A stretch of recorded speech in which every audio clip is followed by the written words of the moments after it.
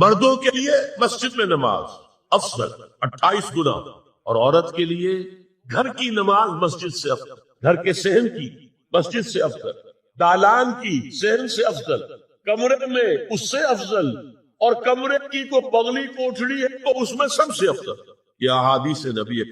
عبداللہ ابن احمد ابن حنبل نے زوائد الزہد میں اور ابن ابی شیبہ نے، ابن سعد نے اپنی کتابوں میں مسروق کی روایت نقل کی ہے کہ حضرت عائشہ جب تلاوت قرآن کرتے ہوئے اس آیت پر پہنچتی تھی وَقَرْنَ فِي بُيُوتِكُنَّ، تو بے اختیار رو پڑتی، قرآن کہتا ہے اپنے گھروں میں رہو۔ حضرت عائشہ نے شہادت عثمان کے بعد باہر نکل کر لشکر کی تیاری، پھر ساری عمر افسوس ہوا کہ میں نے غلط۔ حافظ ابو بکر مزار حضرت انس سے روایت کرتے ہیں کہ عورتوں نے حضور سے عرض کیا کہ ساری فضیلت تو مرد لوٹ کے لے گئے، وہ جہاد کرتے ہیں، خدا کی راہ میں بڑے بڑے کام کرتے ہیں، ہم کیا عمل کریں کہ ہمیں بھی مجاہدین کے برابر اجر مل سکے؟ جواب میں آپ نے فرمایا من قعدت منکن فی بیتہا فإنہا تدرک عمل المجاہدین، تم میں سے جو شخص اپنے گھر میں بیٹھی رہے گی وہ مجاہدین کا اجر حاصل کرے۔ یہ ایک ہوا کا رخ بتایا جا رہا ہے، یہ نظام ہے جس کو اس شکل میں دیا جا رہا ہے۔ اب آئیے سورہ نور کی طرف۔ یا ایھا الذین آمنوا لا تدخلوا بیوتا غیر بیوتکم حتی تستأنسوا وتسلموا علی اہلها ذالکم خیر لکم لعلکم تذکرون۔ اہل ایمان مت ہرگز مت داخل ہو اپنے گھروں کے علاوہ کسی اور گھر میں جب تک کہ تم ان کے ساتھ مانوس نہ ہو جاؤ، اذن نہ لے لو، ان پر سلام نہ کرو، یہی تمہارے لیے خیر ہے۔ اس کے بعد تفصیل آئی ہے، اس میں اس وقت نہیں جا رہا۔ اور جو لوگ اس پر عمل نہیں کرتے ان کے بارے میں قرآن مجید کیا کچھ حضور کیا کچھ فرما رہے ہیں یہ آپ سن لیجیے، بہت سخت احکام۔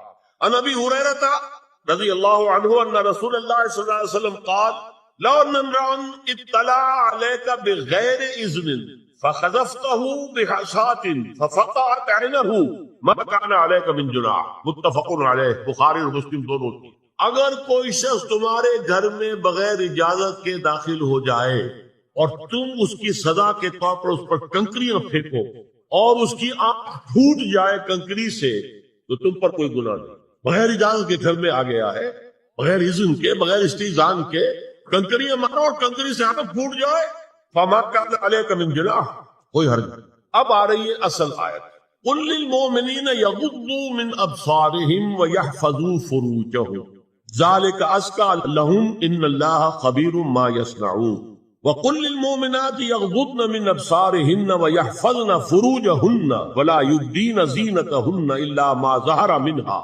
وَلْيَضْرِبْنَ بِخُمُرِهِنَّ عَلَى جُيُوبِهِنَّ وَلَا يُبْدِينَ زِينَتَهُنَّ إِلَّا لِبُعُولَتِهِنَّ أَوْ آبَائِهِنَّ أَوْ آبَاءِ بُعُولَتِهِنَّ أَوْ أَبْنَائِهِنَّ أَوْ أَبْنَاءِ بُعُولَتِهِنَّ أَوْ إِخْوَانِهِنَّ أَوْ بَنِي إِخْوَانِهِنَّ أَوْ بَنِي أَخَوَاتِهِنَّ أَوْ نِسَائِهِنَّ أَوْ مَا مَلَكَتْ أَيْمَانُهُنَّ أَوِ التَّابِعِينَ غَيْرِ أُولِي الْإِرْبَةِ مِنَ الرِّجَالِ أَوِ الطَّفْلِ الَّذِينَ لَا يَظْهَرُوا عَلَى عَوْرَاتِ النِّسَاءِ وَلَا يَضْرِبْنَ بِأَرْجُلِهِنَّ لِيُعْلَمَ مَا يُخْفِينَ مِنْ زِينَتِهِنَّ وَتُوبُوا إِلَى اللَّهِ جَمِيعًا أَيُّهَا الْمُؤْمِنُونَ لَعَلَّكُمْ تُفْلِحُونَ۔ یہ لمبی آیت ہے۔ اہل ایمان، اے نبی کہہ دیجئے اہل ایمان مردوں سے اپنی نگاہیں نیچی رکھا کریں اور اپنی شرمگاہوں کی حفاظت، یہی ان کے لیے زیادہ پاکیزہ عمل ہے۔ ان اللہ خبیر بما یصنعون، اور جو کچھ وہ کر رہے اللہ اس سے واقف۔ وَقُلْ لِلْمُؤْمِنَاتِ يَغْضُضْنَ مِنْ أَبْصَارِهِنَّ، اور مومن عورتوں سے بھی کہہ دیجئے کہ وہ اپنی نگاہیں جو ہے نیچی رکھا کریں، وَيَحْفَظْنَ فُرُوجَهُنَّ، اپنی شرمگاہوں کی حفاظت کریں، وَلَا يُبْدِينَ زِينَتَهُنَّ إِلَّا مَا ظَهَرَ مِنْهَا، اور اپنی زینت کو ظاہر نہ کیا کریں سوائے اس کے کہ جو بالکل ظاہر ہو جائے۔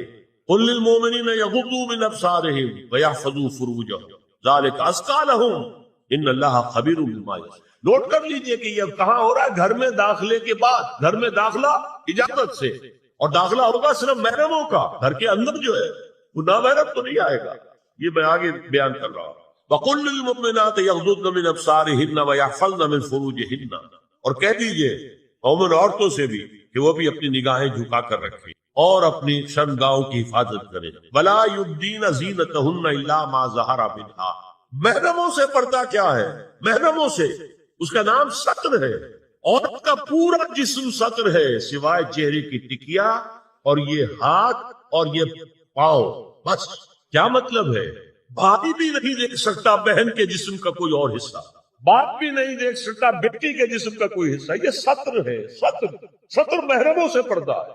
वलियद्रिबना बिखुमुरिहिन्ना अला जुयूबिहिन्ना, ये भी घर के अंदर की बात हो रही है, क्योंकि मैं पहले बता चुका हूं, जिल्बाब होता था जब घर से बाहर निकलती थी औरत, तो वो अपनी चादर लपेटती थी, अपने चेहरा नहीं ढांपती थी। सिर्फ चेहरे का हुक्म दिया गया उसके मन में, वो सूरह आज़ाब की आयत है, वो रह गई तो मैं बयान कर। और खिमार ओढ़नी होती थी जो घर में ओढ़ती थी। घर में जाहिर बात है कि जलबाब तो नहीं लिया जा सकता, आखिर घर का काम काज करना है, हल्की सी ओढ़नी वो घर में। लेकिन फरमाया वल यद्रिबना बिखुमुरिहिन्ना अला जुयूबिहिन्ना, और उन्हें चाहिए कि अपनी ओढ़नियों के, बुक्कल ओढ़नियों के अपने सीनों के ऊपर, गरीबानों के ऊपर भी मार लिया करें। अब इसके बाद फरमाया वला युब्दीना ज़ीनतहुन्ना इल्ला लिबुलतिहिन्ना। अब यहां ये जीनत का लफ्ज आ रहा है चेहरे के, और चेहरे ही में कुछ सिंगार भी होता है। अब इनके लिए कहा गया कि चेहरे की जीनत और चेहरे के ऊपर अगर कोई बनाओ सिंगार है, जेवर है, उसकी जीनत न जाहिर करें। मगर अब ये यहां तफसीली आई है, जो महरम है उनकी तफसील। तो फरमाया कि उसके सामने जाहिर कर सकती है इल्ला लिबुलतिहिन्ना, सबसे बढ़कर तो शौहर, और बापिहिन्ना, और आपने बाप, अच्छा बापों में नोट की दी, बाप हकीकी हो, अखियासी हो, अल्लाती हो या रजाकी हो, ये चारों किस्म के बाप इसमें शामिल। जिस औरत ने दूध पिलाया था उसका शौहर भी बाप बना, और आबाए बऊलतिहिन्ना, अपने शौहरों के बाप, या अबनाहिन्ना, उनके अपने बेटे, बेटों में भी आएंगे चारों, अल्लाती, अखियाफी, ऐनी और रजाई। अब अबनाए बऊलतिहिन्ना, और अपने शौहरों के बेटे, हो सकता है शौहरों की और बीवियां भी हो, तो उनके बेटे भी, जो सुतेले बेटे हैं वो भी महरम, उनसे किसी शक्ल में कभी शादी नहीं होती। और इख्वानिहिन्ना, या उनके भाई, और अबनाइहिन्ना, या अपने बेटे, और अबनाए बऊलतिहिन्ना, या अपने शौहरों के बेटे, और इख्वानिहिन्ना, या अपने भाई, और बनी इख्वानिहिन्ना, या अपने भाइयों के बेटे, और बनी अखवातिहिन्ना, अपना भतीजा, शौहर का भतीजा नहीं, अपना भतीजा महरम है, अपना भांजा महरम है, शौहर का भांजा महरम नहीं।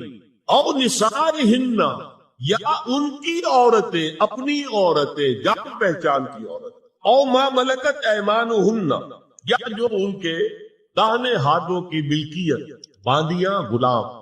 इसमें मैं अर्ज कर चुका हूं कि इसमें काफी इख्तिलाफात हैं। ये भी है कि इससे मुराद सिर्फ बांदियां हैं, गुलाम मर्द है, ये भी है कि मर्द भी है, और ये भी है कि मर्द जब तक कि वो बालिग। लेकिन मैं इस बहस में यहाँ नहीं जाना चाहता, ये फिर फिक़ह की बहस है। अब तक़वीन गैर उलिल इर्बा, कुछ ऐसे लोग भी होते हैं, कोई किसी के घर में तो अंधा आदमी रह रहा है, या कोई और किसी वजह से कोई मरीज है, उसे आपने पनाह दे रखी है, उन्हें औरतों से कोई सरोकार नहीं। अब तिफिल लदीन लम यज़रू औरात निसा, या वो बच्चे के जिन पर अभी औरतों के पोशीदा हालात वाज़ेह ही नहीं है, पता ही नहीं है, अभी उन्हें जिन्स का कोई एहसास ही नहीं। ये है फहरिस्त जो दी गई है कि जिनके सामने औरत खुले चेहरे के साथ और अपनी जो इजाफी जीनत भी हो, कोई जेवर वगैरह या कोई भी सुरमा वगैरह डाला हुआ है या कोई सुर्खी को लगाई है बाबा, उसके साथ आ सकती है।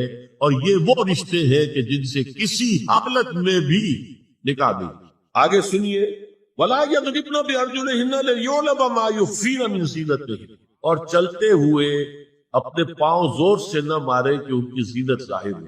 अगर कोई पाजेब पहनी हुई है, कोई झुंझुनू वगैरह है, तो अब अगर पांव मारकर चलेगी तो खामखा जहन जाएगा बैठे हुए का कि तू खातून। यहां तक इसके अलावा यह भी है, ताअत्तुर के बारे में फरमाया है कि अगर इधर लगाकर कोई औरत घर से निकली है, इज़स्तारत अलमरत फमर्रत अलल कौम लियजिदू रिहा फहिय कज़ा व कज़ा क़ाला क़ौलन शदीदा।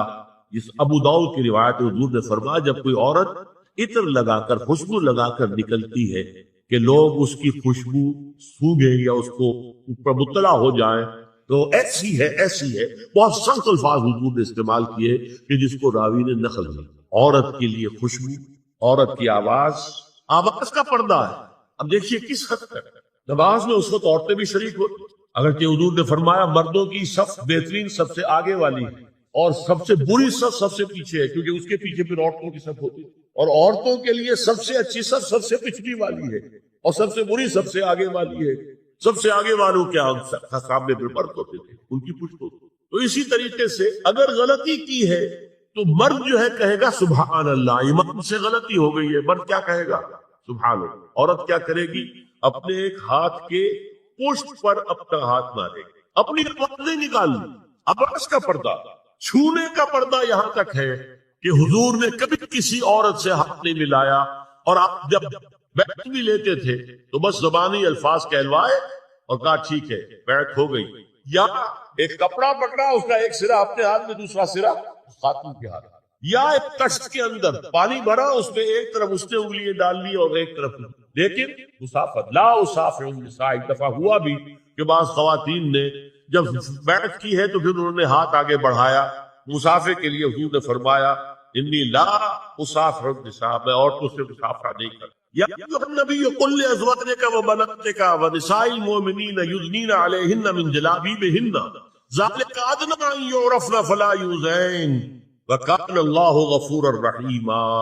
اے نبی صلی اللہ علیہ وسلم کہہ دیجئے اپنی بیٹیوں سے اور اپنی بیویوں سے اور مسلمانوں کی خواتین سے۔ اب دیکھیے یہ سورہ احزاب ہی میں ہو رہا ہے، شروع میں یا نساء نبی سے بات کریں، استیزان بھی صرف نبی کے گھر میں داخل نہ ہو اذن کے بغیر، آگے چل کر سورہ احزاب ہی میں عام بھی کر دیا، قل لازواجک وبناتک ونساء المؤمنین، کہہ دیجئے اپنی بیویوں سے، اپنی بیٹیوں سے اور اہل ایمان کی خواتین سے، یدنین علیہن من جلابیبہن، کہ وہ اپنے چہروں کے اوپر اپنی جلباب کو لٹکا لیا جائے، چہرہ چھپ جائے۔ اب اس کی تفسیر میں چاہتا ہوں کہ آپ کو جو مختلف مفسرین نے کی ہے وہ آپ کے سامنے میں رکھتا ہوں۔ حضرت عبداللہ ابن عباس نے اس آیت کی جو وضاحت فرمائی ہے اسے حافظ ابن کثیر نے اپنی تفسیر میں اس طرح نقل کیا ہے، اللہ نے مسلمان عورتوں کو حکم دیا ہے کہ جب وہ کسی کام کے لیے گھروں سے نکلے تو اپنی چادروں کے پلو اوپر سے ڈال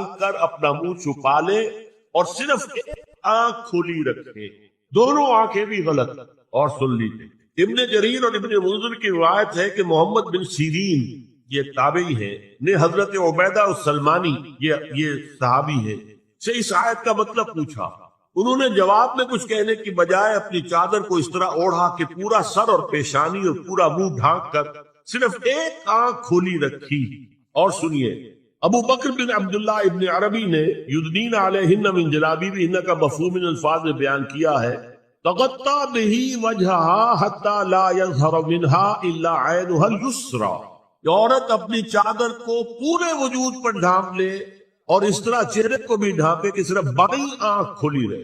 علامہ حمید الدین فراہی کو نظم قرآن کے فہم میں خصوصی مقام حاصل تھا، انہوں نے حجاب کے بارے میں اپنے ایک مکتوب میں ہاتھ اور چہرہ کھلا رکھنے کو جائز قرار دینے کے موقف کے بارے میں لکھا ہے کہ میری رائے میں نظم قرآن پر توجہ نہ کرنے سے یہ غلط فہمی پیدا ہوئی ہے۔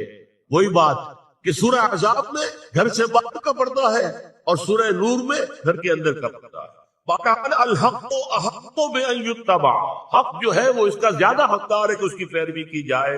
میں اس مسئلے پر مطمئن ہوں اور میرے نزدیک اجنبی سے پورا پردہ کرنا واجب ہے، اور قرآن نے یہی حجاب واجب کیا ہے جو شرفاء میں مروج ہے، بلکہ اس سے بھی قدر زائد۔ مولانا فراہی کا یہ مکتوب ماہنامہ حیات نو بلیریا گنج انڈیا کے اکتوبر سن 92 کی شمارے میں شائع ہوا۔ یہ ہے علماء کی رائے۔ حضرت ام سلمہ اور حضرت میمونہ نبی صلی اللہ علیہ وسلم کے پاس بیٹھی تھی، اتنے میں حضرت ابن ام مکتوم آ گئے۔ نبی صلی اللہ علیہ وسلم نے ان دونوں سے فرمایا احتجبا منہ، ان سے پردہ کرو۔ ازواج نے عرض کیا یا رسول اللہ الیس اعمی لا یبصرنا ولا یعرفنا، حضور کیا یہ اندھے نہیں ہے، یہ نہ ہمیں دیکھ رہے ہیں نہ ہمیں پہچانتے ہیں؟ فرمایا افعمغایان انتما، کیا تم دونوں بھی اندھی ہو؟ اللہ تم سرا نہیں، کیا تم نہیں دیکھ رہی ہو؟ حضرت ام سلمہ تصریح کرتی ہیں ذالک بعد ان امر بالحجاب، یہ جب حجاب کا حکم آ گیا تھا تب حضور نے، اس کی وجہ کیا تھا؟ حضرت عبداللہ ابن مکتوم کا گھر میں آنا جانا تھا، تو اگرچہ اندھے ہیں لیکن یہ کہ یہ بار بار کا آنا جانا اس سے فتنے کا ایک دروازہ کھل سکتا، دروازے کو بند کر دیا گیا۔ حضرت عائشہ کے پاس ایک نابینا آیا تو انہوں نے اسے پردہ کیا، کہا گیا کہ آپ اس سے پردہ کیوں کرتی ہیں، یہ تو آپ کو نہیں دیکھ سکتا۔ جواب میں حضرت ام المومنین نے فرمایا لاکنی انظر الیہ، میں تو اسے دیکھ رہی ہوں نا، اور مرد کو دیکھے۔ البتہ یہ کہ عام حالات میں آپ بازار میں چل رہے ہیں، عورت جا رہی ہے، کوئی شخص باہر نکلنا پڑا ہے، تو اس حالت میں اگر وہ مرد کو دیکھتی ہے تو اس میں در حقیقت وہ فتنہ نہیں ہے کہ جو گھر میں آنے جانے والے. اب ایک آخری مسئلہ ہے. 2 حدیثیں ایسی ہیں جو میری گفتگو کے خلاف ہیں اور میں دیانت کا تقاضا سمجھتا ہوں کہ وہ بھی آپ کے سامنے بیان کروں. حضور کے بارے میں یہ معلوم ہے کہ 2 خواتین جو ویسے نامحرم وہ ان کے سامنے آتی رہی اور آپ ان سے ملے. ایک آپ کی سالی حضرت اسماء حضرت عائشہ رضی اللہ تعالی عنہ اور ایک آپ کی چچا زاد بہن حضرت علی کی بڑی ہمشیرہ حضرت ام ہانی. یہ میں حدیث آپ کو سنا رہا ہوں. بکثرت احادیث سے ثابت ہے کہ حضرت اسماء بنت ابی بکر آپ کے سامنے ہوتی تھی اور آخر وقت تک آپ کے اور ان کے درمیان چہرے اور ہاتھوں کی حد تک کوئی پردہ نہ تھا. حجۃ الوداع نبی صلی اللہ علیہ وسلم کی وفات سے صرف چند مہینے پہلے کا واقعہ ہے اور اس وقت تک بھی یہی حالت قائم رہی. یہ ابو داؤد کتاب الحج. دوسری روایت حضرت ام ہانی رضی اللہ تعالی عنہا جو ابو طالب کی صاحبزادی اور نبی صلی اللہ علیہ وسلم کی چچا بہن تھی آخری وقت تک حضور کے سامنے ہوتی نہیں اور کم از کم منہ اور چہرے کا پردہ انہوں نے آپ سے کبھی نہیں کی. فتح مکہ کے موقع کا ایک واقعہ وہ خود بیان کرتی ہے جس سے اس کا ثبوت ملتا ہے. یہ ابو داؤد کی روایت. یہ روایتیں ہیں میں انہیں اور میں نے اب تک جو کچھ بیان کیا ہے اس سے یہ ایک بالکل برعکس بات ہے. اب یہ ہے کہ یا تو ہم ان 2 حدیثوں کو اصل مان کر باقی ساری حدیثیں جو ہے ان کو ختم. میں تو آپ کو سنا نہیں سکا, میرے پاس تو بہت زیادہ حدیثوں کا مواد تھا.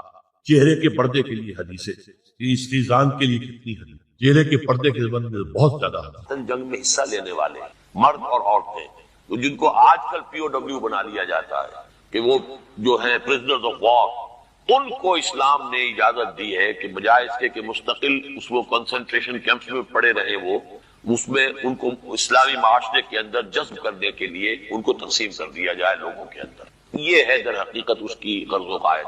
اور وہ بھی ایسا ہو سکتا ہے کہ کئی مبادلے